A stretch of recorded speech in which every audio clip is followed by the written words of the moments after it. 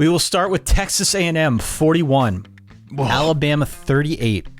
I cannot frickin' believe it. I cannot frickin' believe that this game went the way it did. We talked all week. I did specifically about how A&M was broken. This is a team that a couple weeks ago beat Colorado by what, 3 points or something? 10-7. Yep. I mean, lost to Mississippi State. Yeah. They eked one out. They've lost their last two. They've looked genuinely broken on offense. People are starting to wonder about Jimbo and the big contract. And you said he's starting to use some of the same excuses that he did at Florida State, just like bad vibrations across the board. Yep. And then this. Alabama had won 100 straight games against unranked opponents. They went into this game an 18-point favorite. It was in Kyle Field, very loud Kyle Field at night. Not an easy place to play by any stretch of the imagination. But I don't know if anybody saw this kind of performance coming from A&M. Surely you might have expected a good A&M defense to step up and cover the point spread. Mm-hmm. But man, after what we have seen the last month of A&M football, there was no way, no how they were going to pull an upset here. To your point, this is what we got in week 6. This is part of why it was perfect. Not for Alabama fans, mind you. For sure. But for college football, everyone else in the college football ether, this is why you're a fan. Upsets like this. The college football ether, up above the land. Mm. Yeah, it was incredible. It was absolutely incredible. And this is Texas A&M's backup quarterback, and we can start at the end and come back. The fact that he was able to make his way back to the field after taking that hit as he threw a nothing short of a dime, 10 out of 10, A-plus ball to a specific point in the end zone to tie the game. They were down 38-31, I believe, as he's getting hit low to complete that pass for the touchdown. I mean, it was a complete performance in that A&M made plays in all three phases, right? They overwhelmed the Alabama offensive line, which looks out of sorts, both in the way that they're coached. I saw, I think it was Richard Johnson showing weird slide protections away from the blitz. There were moments like that. Evan Neal is incredible, but yeah, a down game for Alabama's offensive line, a down game for just finishing drives. We saw that Bryce Young bad interception in the end zone. A bad game for referees at certain points, be it with dicey targeting, be it with Evan Neal moving as they throw it to as Bryce Young throws it to a wide open Jamison Williams uncovered on the other side of the field. Just an incredible experience, this game. But I think it's taking your hat off to what A&M was able to accomplish, in the return game with Devin Achane, in the passing game, Isaiah Spiller both carrying the ball and catching the ball out of the backfield. It was just an unbelievable night in College Station, one that neither one of us saw coming, as you mentioned, on this level. And I think underscores the point that it takes time for backup quarterbacks sometimes. It takes time to come through and get comfortable. We saw moments in previous games of Zach Calzada making plays, but through it until last night, and even at times last night, understandably against Alabama, he looked uncomfortable. He looked unprepared. He looked unable to rise to the moment.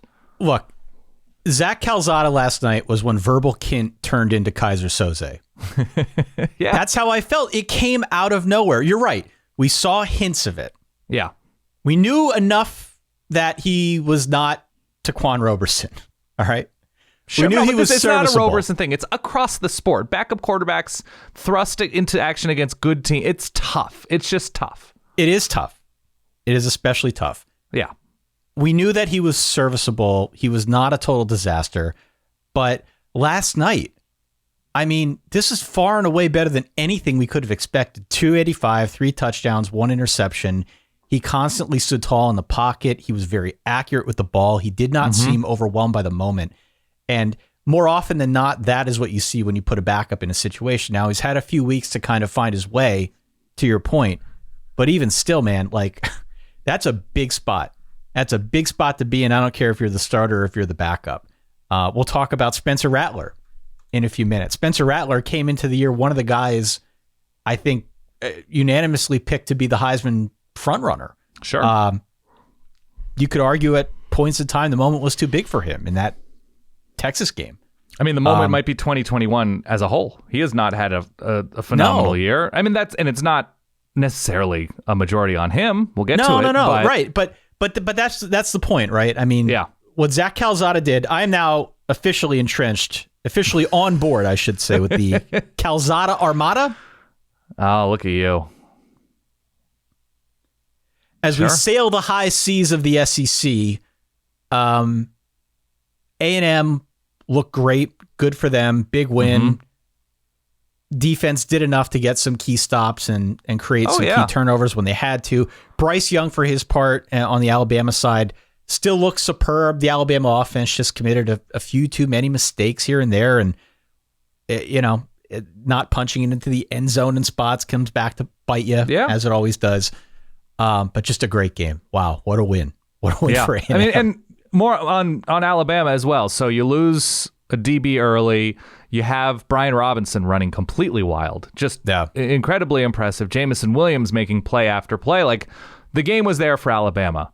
They lost in the moments. They lost situationally, as you mentioned, giving up. I mean, they score the special teams touchdown falling on the blocked punt, but then they give up the long kick return to Devin Achane. Like, the game was there, and it was an uncharacteristically unfocused performance from Alabama in a big spot. Yeah. But A&M wins. Credit to A&M. A&M wins 41-38, the upset of the year. In week 6, we've got a long ways to go. My sense is that there will be many more upsets to follow. It is just going to be that kind of year, and I'm thrilled to be part of it, frankly. Yeah. I'm thrilled to be part of it.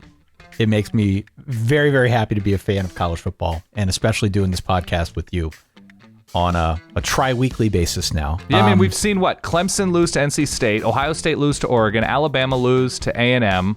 Like, it's all over the sport that we're just like not out of nowhere, but on a certain level, Anthony Brown, Oregon, on a certain level, like Devin Leary, NC State, Zach Calzada, Texas A&M, like it's unexpected at the very least, and just wild and chaotic at best. Hey, thanks for watching. Consider, if you haven't, subscribing to the channel and hitting that little bell to be alerted, and listening to the podcast at solidverbal.com.